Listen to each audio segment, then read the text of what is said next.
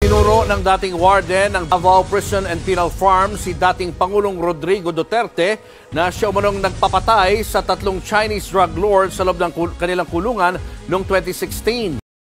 Lah! Nagpapatay ng 3 Chinese. Akala ko ba pro-Chinese si Ate Digong. Ngayon tinuturo niya nagpapatay. Gago rin itong mga to mga animal Alam niyo ginagawa na itong mga to, tinatrabaho na nila lahat. Diba magmula kay Tebes, magmula kay Bantag, yun yung mga tinarabaho na nila Tapos yung mga ibang mga politiko na nasuspinde, yan, kay Pastor, diba kay Pastor, yan, kay Alice Guo, lahat iniisa-isa nila basta kadikit ng Duterte. Ultimo vlogger nga, binabanatan nila Pinapailan nila ng kaso At live mula sa Batasan Pambansa sa Quezon City, nasa frontline ng balitang yan si Marian Enriquez. Marian, tapos na ba itong hearing na ito?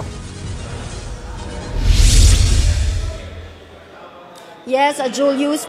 Ano yan? Kamusta ba yung hearing na to? Marami ba nabusog? Joke lang. Tuloy.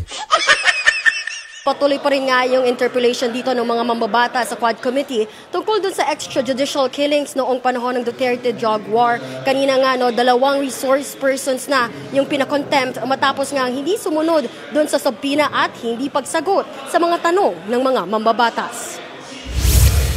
Sipin mo na side contempt kagad, hindi na sumagot. Karapatan naman nila hindi sumagot kung gusto nila sumagot.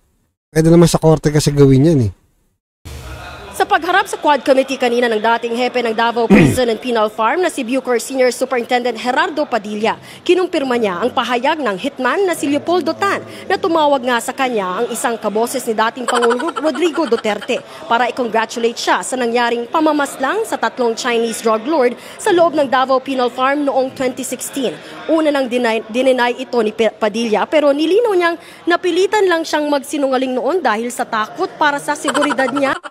Grabe, Sipin mo, yung mga umuusig sa'yo, yung mga yan. Tapos may kaso din yung umuusig sa'yo. Hindi, convicted pa. At ng kanyang pamilya.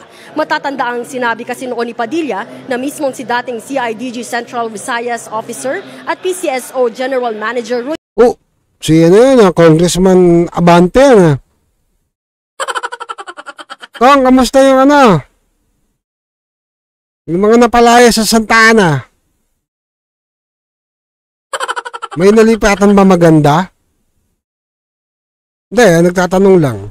Na Garma ang nag-utos sa kanya sa telepono na may mangyayaring operasyon sa kulungan at palampasin na lang niya ito. Pero pinabulaanan din ito ni Garma na present din sa hearing ngayong araw. Tumanggi na rin siyang sagutin ang iba pang tanong kaya sa huli pinakontempt din siya ng Kamara. Naalala ko yung noon si Kong Napadaan ako minsan dyan sa kanila. Ang laki ng tarpaulin yan. Oo. Pag ganun pa, nakataas pa yung kamay Kasama si Tatay Digong, si PRRD. Ngayon, wala na sa gate nila Hindi, kinikwento ko lang. Nakita ko kasi nun. Para naman malaman kung sino ang nagsasabi ng totoo, nagmosyon sa kanina ang isang mambabatas na mag-request sa National Telecommunications Commission ng call record sa mga telco ng sinasabing mga phone call noong 2016. Bukod sa issue ng pagpatay sa Chinese drug lord sa Davao, tinalakay rin ang issue sa Pogo. Kanina muling kinontempt ng komite si dating presidential spokesperson Harry Roque dahil bigo siyang ibigay ang mga dokumento na pinasabpina ng Quadcom.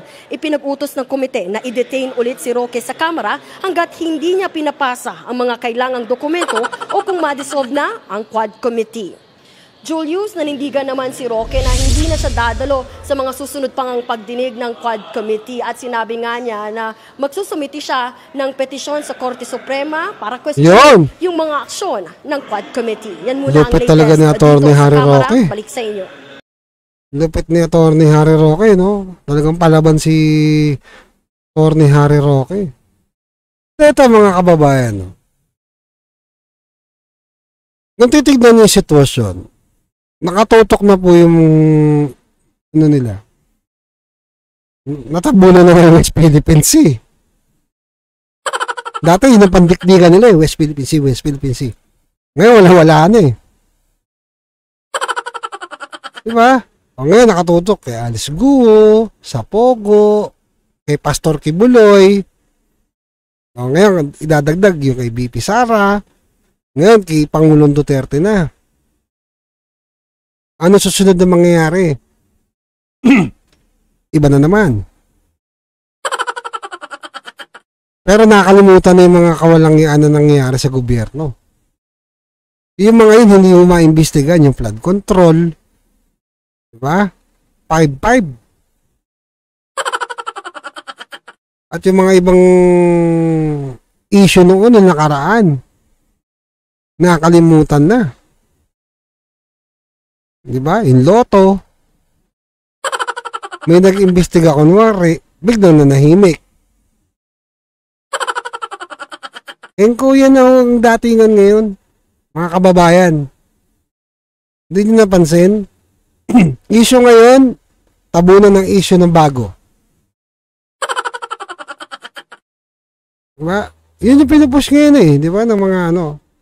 Asan yung mga dating issue? Yung mga problema kung saan. Tumutok na lang tayo sa Pogo eh. Sa Pogo, kay Alice Guo, yan, kay Pastor, kay BP Sara, ngayon kay Pangulong Duterte na. Pero yung mga ibang issue, yung mga nakaraan, ha? Yung PhilHealth ka eh, putang ina eh. Pilit tinatabunan. Diba? Pilit tinatabunan yung issue sa PhilHealth. Tandaan nyo mga kababayan, lalo-lalo na yung mga kagaya ko, mga ordinaryong Pilipino na naguhulog sa PhilHealth. Huwag mo natin kalilimutan yun. Ang dami nilang gustong gawin sa pera. Ay naman, dadala nyo ba sa langit yan? O sa impyerno? Ang daming Pilipinong naghihirap. Pero, puta, ang kakapal na mga mukha na itong mga to. Sobra mga hindi tinatablan. Totoo naman eh. Ganito na yung kalakaran sa bansa natin pagdating sa politika. Marami na pong mga politiko makakapal ang muka. Convicted na, nandiyan pa. Totoo, di ba? Tapos pag binato ng issue na ganito ganyan, dead maputang ina. Hayop, ang lupit, no? Well, anyway, balik tayo sa issue ni PRRD, di ba? Sabi nga, meron daw boses at kaboses daw ni PRRD yung nakausap. Nakaboses lang naman eh. Ang dami na yung gumagaya ng boses ni PRRD. Ngayon ka pa nagtaka. Meron kang driver eh, di ba natatandaan nyo yung driver na taxi driver, di ba? Ginaya yung boses ni PRRD, ang daming namangha. Ang dami yung gumagaya na Pilipino, kahit artista nagagaya. Si Jeffrey Tan, nagagaya yung boses ni PRRD. Oh, kaboses lang daw. At mantakin nyo, isabihin nyo na kaboses ni PRRD, pwede mo sabihin yun. Kahit hindi totoo.